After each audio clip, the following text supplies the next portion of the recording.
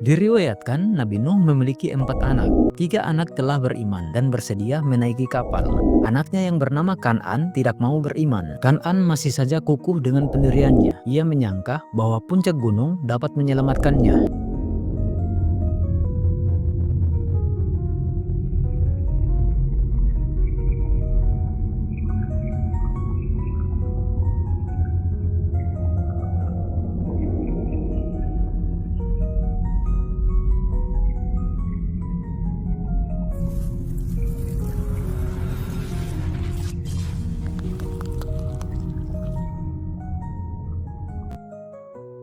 Bismillahirrahmanirrahim.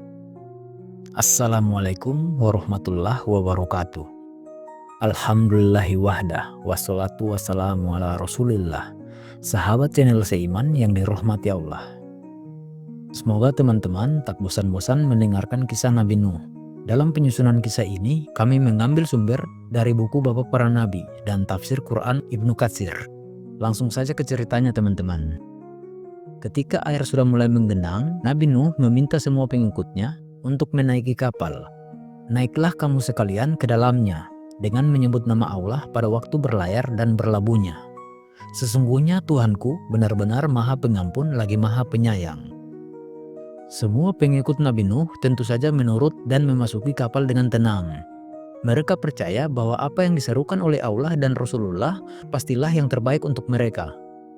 Ketika itu, walaupun hujan terus-terusan turun dan banjir semakin meninggi, kaum yang mendustakan Nabi Nuh tetap saja tak ingin ikut ke dalam kapal. Mereka yakin bahwa banjir akan segera surut, maka berlarilah mereka ke puncak bukit. Di saat itu, Nabi Nuh sebagai seorang ayah juga memastikan keselamatan anak-anaknya. Diriwayatkan Nabi Nuh memiliki 4 anak. 3 anak telah beriman dan bersedia menaiki kapal. Mereka adalah Sam, Ham, dan Yafid. Sementara itu, anaknya yang bernama Kan'an tidak mau beriman. Kan'an menolak memasuki kapal. Penolakan Kan'an ini bahkan sampai terabadikan dalam Quran Surat Hud ayat 43-44. Dalam ayat tersebut Allah berfirman, "Dan bahtera itu berlayar membawa mereka dalam gelombang laksana gunung. Lalu Nuh memanggil anaknya, sedangkan anaknya itu berada di tempat yang jauh terpencil. Dengan lembut Nabi Nuh berkata, 'Wahai anakku, naiklah ke dalam kapal bersama kami, dan janganlah kamu berada bersama orang-orang yang kafir.' Anaknya menjawab, 'Aku akan mencari perlindungan ke gunung yang dapat memeliharaku dari air bah.' Mendengar penolakan anaknya itu, Nabi Nuh mengatakan, 'Tidak ada yang melindungi hari ini dari azab Allah selain Allah saja yang Maha Penyayang.' Kan'an masih saja kukuh dengan pendiriannya. Ia menyangka bahwa puncak gunung dapat menyelamatkannya. Pada akhirnya, gunung pun tenggelam. Begitupun dengan Kan'an. Kan'an menyesal, namun semua telah terlambat. Hari-hari diterimanya taubat telah berakhir. Nabi Nuh sangat sedih. Ia tak mampu menyelamatkan anaknya sendiri. Begitu sedihnya, sampai-sampai Nabi Nuh mempertanyakan janji Tuhannya. Beliau menanyakan hal tersebut karena terdorong rasa ingin tahu. 'Ya Tuhanku, kau telah menjanjikan keselamatan keluargaku bersama diriku. Sementara ia adalah salah satu dari anggota keluargaku. Tetapi mengapa ia tenggelam?' ujar Nabi Nuh diliputi kesedihan. Pertanyaan tersebut langsung dijawab oleh Allah. Allah menegaskan, 'Wahai Nuh, sesungguhnya ia bukan termasuk keluargamu yang dijanjikan akan diselamatkan. Sesungguhnya amal perbuatannya tidak baik. Oleh sebab itu, janganlah kamu memohon kepadaku sesuatu yang kamu tidak ketahui hakikatnya. Sesungguhnya aku memperingatkan kepadamu, supaya kamu jangan termasuk orang-orang yang tidak berpengetahuan.' Allah menegaskan bahwa Kan'an bukan termasuk keluarga yang mendapat keselamatan. Allah telah menetapkan azab baginya, sehingga ia ditenggelamkan karena ia kafir kepada Tuhannya. Kan'an secara sadar telah melakukan penyimpangan.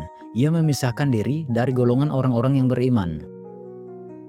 Nabi Nuh sangat lembut terhadap anaknya juga kaumnya. Nabi Nuh tetap meminta mereka untuk setidaknya mau naiki kapal. Di tengah kondisi genting itu, Nabi Nuh tidak secara langsung mengajak beriman. Yang terpenting naik dulu ke kapal. Walaupun begitu, tetap saja kaumnya dan bahkan anak Nabi Nuh sendiri menolak ajakan Nabi Nuh. kapal Nabi Nuh menjadi penyelamat bagi orang-orang yang mengikuti seruan Allah. Kalau kita pikir-pikir lagi, sebenarnya sesuatu yang bisa menyelamatkan kita dari murkanya Allah itu tidak hanya berbentuk kapal kayu. Kalau saat ini, bisa jadi penyelamat kita adalah lingkungan yang baik, teman-teman yang saling menasihati dalam kebaikan, tempat kerja yang memudahkan untuk beribadah, dan masih banyak lagi. Tapi pertanyaannya, apakah kita sudah menemukan dan memiliki hal-hal tersebut? Dan selayaknya kapal Nabi Nuh yang harus dibuat terlebih dahulu, sesuatu yang menyelamatkan kita juga bisa sama-sama kita hadirkan. Kita keluar dari lingkungan yang tidak baik menuju ke lingkungan yang baik. Kita juga bisa mencoba untuk menghadirkan tempat kerja ataupun organisasi yang memudahkan para anggotanya untuk menjadi muslim yang baik, teman-teman. Sekian video kali ini, semoga bermanfaat dan bisa menjadikan kita pribadi yang lebih baik lagi. Insya Allah kita bisa terus istiqomah dalam belajar. Sampai jumpa di video selanjutnya. Subhanallah wa bihamdi, subhanakallahumma wa bihamdika, asyhadu an la ilaha illa anta, astaghfiruka wa atubu ilaih. Assalamualaikum warahmatullahi wabarakatuh.